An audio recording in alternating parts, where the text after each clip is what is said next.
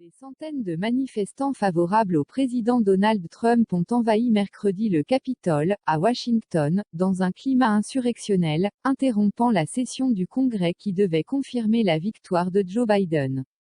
On veut pas que tout le monde nous entende, scandaient qui ont envahi ce mercredi 6 janvier, avec des centaines d'autres manifestants, le Capitole pour contester les résultats de l'élection présidentielle américaine. Ils espèrent que Biden ira en prison et que Trump sera toujours président en janvier, devant les marches du Temple de la démocratie américaine, à Washington. Les manifestants, qui ont fait irruption lors des débats de la Chambre des représentants, ont investi les terrasses du Capitole et provoqué l'évacuation des bâtiments du Congrès, peu après que le vice-président Mike Pence eut annoncé qu'il ne pourrait pas s'opposer à la certification de la victoire de Joe Biden. La session du Congrès a été interrompue, et des policiers ont dû faire usage de gaz lacrymogène pour disperser les manifestants. Des militaires de la Garde nationale de Washington et des États voisins de Virginie et du Maryland ont été mobilisés mercredi pour tenter de rétablir l'ordre dans la capitale fédérale. Plus tôt, le président américain, Donald Trump, s'est adressé mercredi à ses partisans rassemblés à Washington, le jour où le Congrès doit officialiser la victoire de Joe Biden.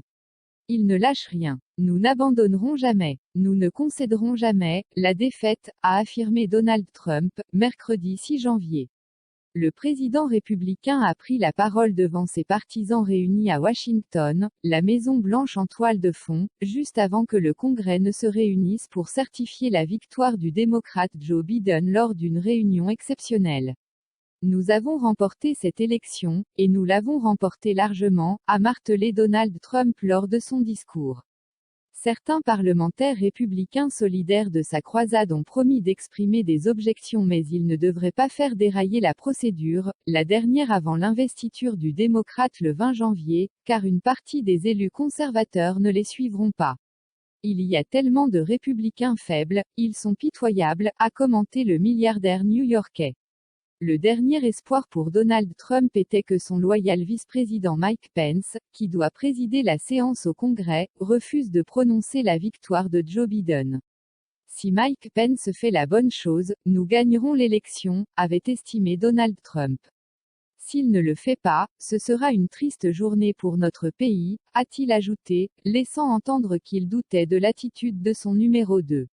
Je serai très déçu. Quelques minutes après ce discours, Mike Pence, qui n'a qu'un rôle protocolaire dans cette cérémonie, a déclaré qu'il ne refuserait pas de certifier la victoire de Biden.